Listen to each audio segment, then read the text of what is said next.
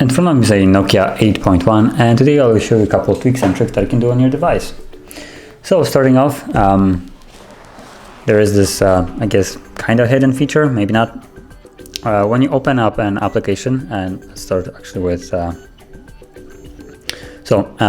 once the device is locked, the rotation, so now it's locked. So if I flip it over, for instance,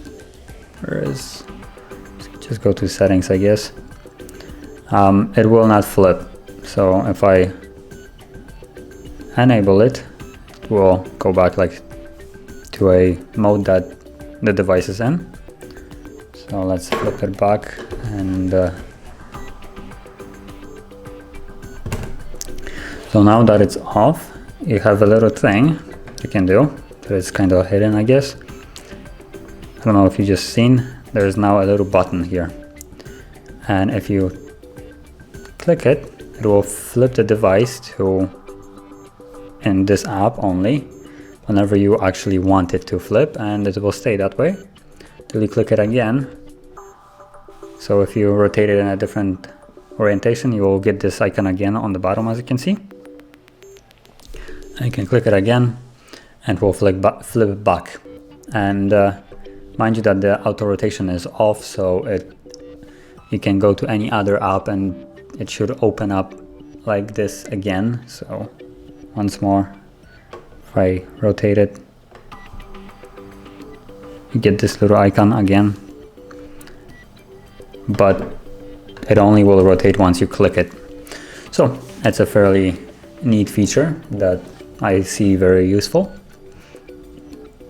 Now moving on, it will be the developer options. So if you want to change some kind of animation speeds, how the device, like certain options, you can do that by going into settings. So open up settings, and from here go into system, about phone, and find build number or something like that. There it is, build number. And once you start tapping it, it will give you a little countdown like so: 4, 3, 2 steps, 1, and confirm your pattern if you have set one, and you are now a developer. So if you go back, sit here, and there it is. Now you have a developer options, and from here you can change a couple different things, whatever you like. There are options to, for instance, show a notch on the display, for instance if you're actually developing an app or other things. But I guess for me probably the most useful thing would be right here in the animation scales. So window animation scale, transition animation scale, and animation duration scale. So let's say if you take the duration and put it to off, now you have no animations at all. They just apps basically pop in and out instantly. But you can also, for instance, change it to something like 5 times, and now it will be super slow. So it just depends on the preference, and I'm just gonna set it back to default. But you also have like animation transition scale or window animation. Window would be this basically thing. So if I then change it to times 5, you can see now it takes way longer to go in and out. Or you can make it basically off, so now it pops in and out. So there's a couple other handy things. This menu has a bunch of options, so you can go through it and find whatever you see that would satisfy you to change. So moving on, gonna go to gesture navigations, and by default, I guess, you get the actual gesture navigations or semi-gesture navigations. There is still a button there that you can click, which isn't really gesture based in my opinion, but oh well. So let's go back to actual like settings. So I'm just gonna go to settings, and from here to get to gestures we're gonna go into system, so all the way down, and from here you should see gestures, and then you have swipe up, home button. So if you turn that off, you get the previous normal buttons, if you like those.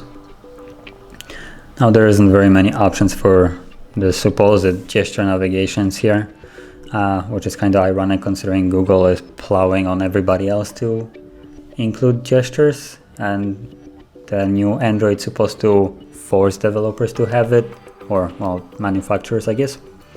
Well, their gesture system is kind of wonky in my opinion, works a little bit weird, and isn't necessarily, I guess, how I imagine gesture navigations.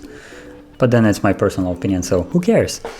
So there was some options there, I guess. And moving on, there is an option actually to, if you're for instance at work or something, and you text, or you have basically the text message, you can do this, which is a message from web, and tap on here to QR code scan, and you can go onto your computer in a web browser, and let's see, you have a link right here, so it's messages.google.com/web, so